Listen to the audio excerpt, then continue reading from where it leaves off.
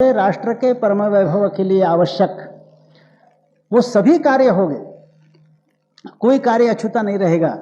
लेकिन ये सारे कार्य स्वयं सेवक करेंगे, संघ नहीं करेगा।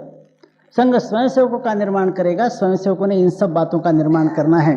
एक तरह से डिवीजन ऑफ लेबर, श्रम विभाजन है कि संघ ने स्वयं सेवकों का निर्माण करना, स्वयं सेवकों ने कार्य क्षेत्रों का विकास करना।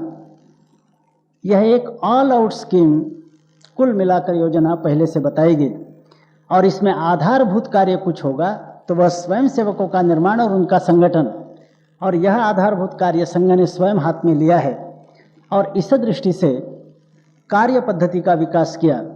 जैसे मैंने कहा, दिन प्रतिदिन का एकत्रीकरण इसका केंद्र बिंदु है। इसके द्वारा उपयुक्त संस्कार मन पर अंकित किए जाते हैं। एकात्मता का संस्कार मन पर अंकित होता है और उसके आधार पर फिर विभिन्न कार्य क्षेत्रों में स्वयंसेवक काम कर सकते हैं। इस तरह का एक कुल मिलाकर एक योजना इस तरह की राष्ट्रीय स्वयंसेवक संघ ने सोची, 1925 से ही सोची, उसके मुताबिक काम चल रहा और इतने साल से अपना काम चल रहा है। राष्ट्र पुनर्निर्माण के दृष्टि से यही ऑल आउट स्कीम यह उपयुक्त है और उसका आधार जो है माने संगठन। इस दृष्टि से यही कार्य पद्धति एकमात्र कार्य पद्धति हो सकती है और कोई कार्य पद्धति हो नहीं सकती। एष पंथः नान्यद् विद्यते अयनाय, इस तरह का हम लोगों का दावा है। अब ये सारी बातें हम पहले से जानते हैं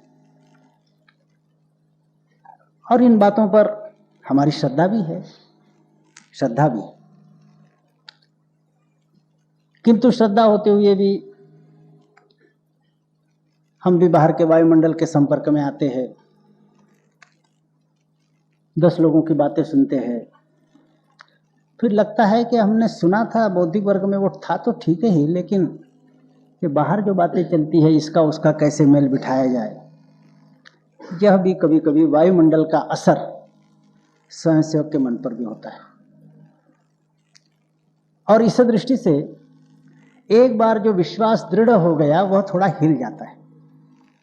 समर्थ रामदास ने ऐसा कहा, कर्म केले ची करावे, ध्यान धरिले ची धरावे, विवरिले ची विवरावे, पुन्हा निरूपण, तैसे ची आम्हा घडले, बोलिले ची बोलणे पडले, काजे विघडिले ची घडिले समाधान।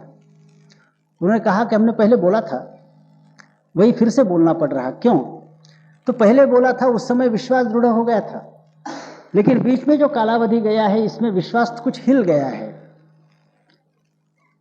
और इसी विश्वास को दृढ़ बनाने के लिए वही बात बोलने की आवश्यकता है जो पहले एक बार कही गई, ऐसा समर्थ रामदास ने कहा। इसी दृष्टि से अपने यहाँ भी बौद्धिक वर्ग की योजना होती है।